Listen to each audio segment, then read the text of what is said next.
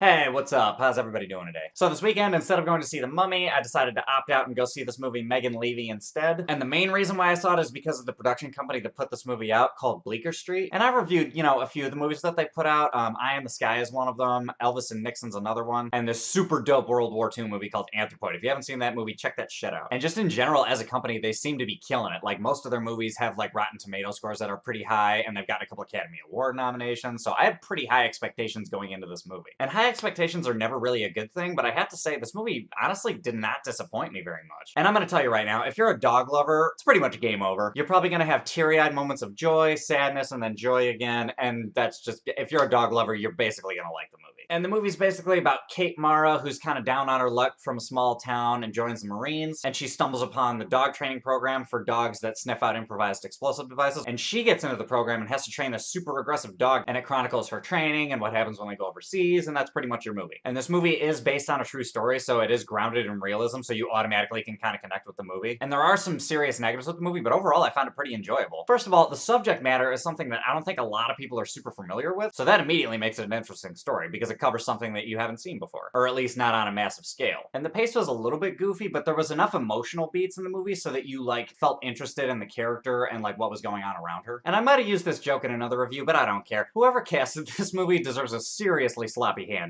Kate Mara, who was awesome in the first season of House of Cards, obviously. But on top of that, you have Common, Bradley Whitford, Edie Falco from The Sopranos, and on top of that, you have Tom Draco Malfoy Felton, who I didn't recognize at first, but after a couple seconds, I was just like, holy shit, it's that asshole from Harry Potter. Which leads me to a bit of a negative about the movie. I thought the acting overall was pretty good by everybody. Common was good, Felton was good, Bradley Whitford was really good. However, Kate Mara, she was kind of not in it for the first 45 minutes of the movie, I felt like. Because in the first bit of the movie, she's kind of like this naive, kind of like, I don't know what the hell I'm doing with my life kind of person. But later on in the movie, when she's like kind of seen and been through some shit, I felt like she like did a way better job in that part of the movie. Because in House of Cards, she kind of has that I know more than most people on the streets attitude, so she kind of like felt a little more sure of herself and not like this like childlike kind of like naivety about her. I guess what I'm trying to say is she's not really super fit for like the young dumb mentality, but it did pick up later in the movie, so at least it got better. And probably the biggest positive that I got out of this movie was that this was a female directed movie, and all the males, most of the male characters in the movie kind of matched the lead female character in the movie. Like they all had flaws, or they were kind of assholes at certain times and they had issues, but at the same time they all had hearts of gold, which was essentially the same as the main character, so I thought it was a very equalist movie, and I was a really big fan of that. She made it so that everybody had layers and everybody was equal, or as equal as you could possibly be. And there was also a couple of soundtrack choices towards the end of the movie that I thought were very well thought out. And the movie overall was just super interesting.